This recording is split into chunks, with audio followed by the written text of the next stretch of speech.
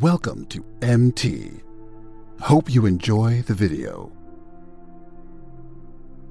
You realize our first glimpse of God was a God stooping over the earth to establish that this potter that Jeremiah is looking at is just a shadow of the real potter who stooped down, the living touching the lifeless. The celestial touching the terrestrial, the divine touching the human, the miraculous touching the mundane. We have a God who can stoop. Oh God. And there's a potter stoops down and pulls up the clay. We get a picture of God's commitment to touch the lifeless. If there are any lifeless people listening at me and you cannot reach God, don't worry. He stoops. He will come where you are. He's not afraid to get his hands dirty. He's not afraid to get down into the muddy, messy business of formation. Some people only want a finished product. I listened to them talking about dating before the service started. Most people are dating looking for the finished product, but God is not looking for the finished product. He'll come and get into the messy business of formation. Oh, the living touching the lifeless is a picture of the incarnation itself. That God in his divinity would wrap himself up in humanity is holiness, dressed in wretchedness. The incarnation of Christ is the Word made flesh.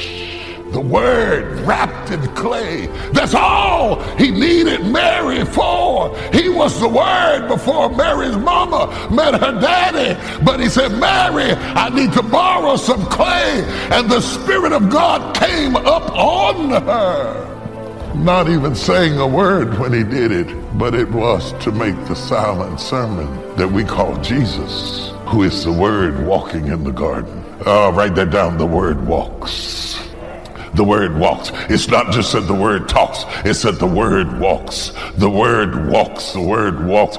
The walking Word is a picture of Jesus. A Jesus indicating to us that God stoops. In fact, Jesus himself is God stooping. Jesus himself is God reducing himself down to his lowest common denominator, that he could come on a plane that we could behold the wonder of his glory. When God got ready to stoop, he stooped in Jesus. No wonder he says that he is the potter and we are the clay. This is what Joseph did in the scripture. He was mistreated for 13 years, betrayed by his brothers, sold into slavery, put in prison for something that he didn't do. It wasn't easy, but he kept a good attitude, kept being his best. One morning, Joseph was sitting in prison, seemed like another ordinary day, when the guard came and said, Joseph, the Pharaoh wants to see you. I can imagine Joseph thinking, the Pharaoh? I don't know him. I don't have an appointment. I'm a slave, a foreigner. I'm in prison, and the Pharaoh's calling for me. God knows how to have the right people come looking for you. You may feel like you're at a disadvantage. You're being overlooked. No, the one who matters most has his eyes on you.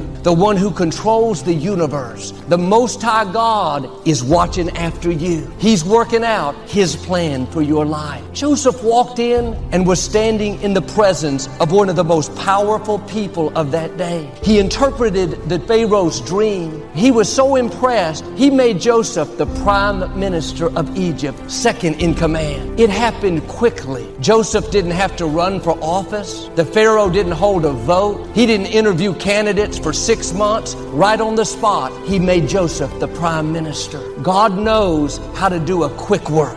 The trouble, the injustice, it hurried out of Joseph's way. He woke up that morning a slave in prison. He went to bed that night the prime minister, promoted, vindicated.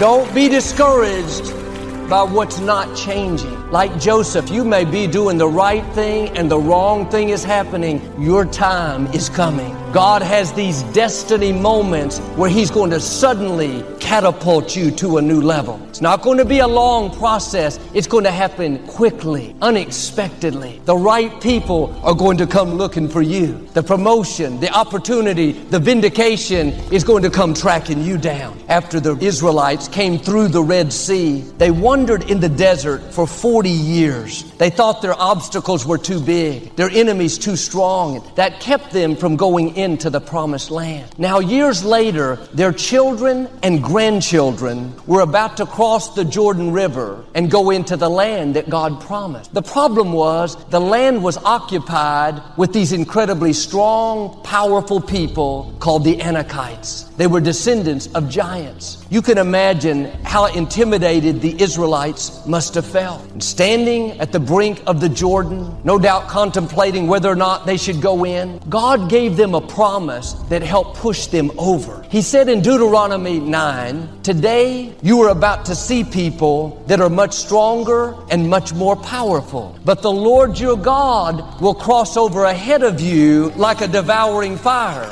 He will subdue them so that you can quickly conquer." Unlike their parents that talked themselves out of it, this new generation had the boldness to go in. Just like God promised, they quickly conquered the land. Of course, in the beginning, I didn't know what people's reaction was going to be because they didn't know what I was going to be doing. But once people saw what I was doing, and there's, I hear from SEALs every podcast that comes out. My brothers, they send me a text and say, "That one's great, man," and so it's awesome. It's great stuff, and yeah, I'm not really afraid of what's going to happen if someone doesn't like what I'm doing. I'm okay with it. What do you suggest to somebody who might be? Because I think there is a lot of people out there who have grand visions and ideas for what they want to do in the future, and for whatever reason, they're scared about failure or scared about the feedback or the ridicule from others. What do you say to somebody like that? Well, if you're that scared of something, maybe you should just not do it and go away and hide somewhere else where no one will bother you in a nice, comfortable place, maybe with some nice pillows and a down blanket. So just get over it is what you're saying. Yeah, if you believe in what you're doing and you're doing it for the right reasons, there's nothing to be afraid of. What's the worst case scenario? So someone doesn't like what you're doing? Okay, cool. They can, especially if it's something, it's anything. What are you going to do? You're not forcing something down someone's throat. If you don't want to listen to this podcast, just turn it off. You don't want to look at what I built, don't look at it. You don't want to buy what I made, don't buy it. That's the way it is. That's the last thing you should be worried about is like what other people are going to think of what you're doing, which actually there's a dichotomy of that because, as you could hear when I just said about the SEAL teams, even though I don't really care what people are thinking, the people that you do care about, you want to do something that is going to make them proud. And so if you're thinking that what you're going to do is going to be viewed poorly by people that you respect, well, then maybe you should rethink what you're trying to do. But if you think people that you respect are going to like it, then you're on the right path. And if it's people that you don't care about or people that you don't respect and they don't like you, good. That's a badge of honor. Bring it. The first person that should flesh out leadership is you. The first person that makes the decision to go forward is you. Lead yourself. I will promise you, start there. Start small. Start with you. When I was 25, I made a very important leadership decision that literally has changed my life. When I was 25, I made a decision that as a teacher, I would never teach something that I didn't 100% believe. And what that meant was I did a lot of things, I had a lot of subjects I didn't teach on. Are you with me? But I realized that the power, the life change, the passion all comes out of living it yourself. And once you start living it yourself, it is so amazing how people will begin to follow you. So don't leave this conference and go back and say, "Oh, let me tell you what I learned." No, don't tell them what you learned. Show them. My mentor for many, many years, John Wooden, used to say to me, "John, I would look at my players at UCLA and I would say to my players, don't tell me what you're going to do. Show me what you're going to do." Last night, I was reading comments about subject matters. I did reply to some of my stuff. To your point, it was not, I remember when I was doing it, everyone's like, it's not sustainable. I'm like, and then it won't be. Right. I didn't have my pride in it. I knew that it was a nice thing to do. I was learning, I was making connections. I always, to this day, I think this way. This is why, hopefully, if some of you've met me, you've gotten a sense of me. I will never big time anybody. I came from the dirt. Yeah. Dirt. I don't have it in me to big time somebody. I promise you, every time somebody says, "Gary Vee," I'm so grateful, I'm so flattered, and so I will never take that for granted that somebody appreciates my work. I will go to the grave. And by the way, on the record, I don't even think I've started yet. I love that statement. I really am telling you the truth. Like, as you know, 10 years ago, I started making some juice. I'd already built a big business for my dad, so I had some credibility. And I'm in a totally different stratosphere than I was back then. And that's exactly how I feel right now of who I'm going to be at 54, because I think I have good intent. I believe in what I'm doing. I'm working hard. I'm working fair. I'm doing the things that, lead to good things. Thank you for watching our video. Check out our other motivational videos that will help you turn your life in positive direction.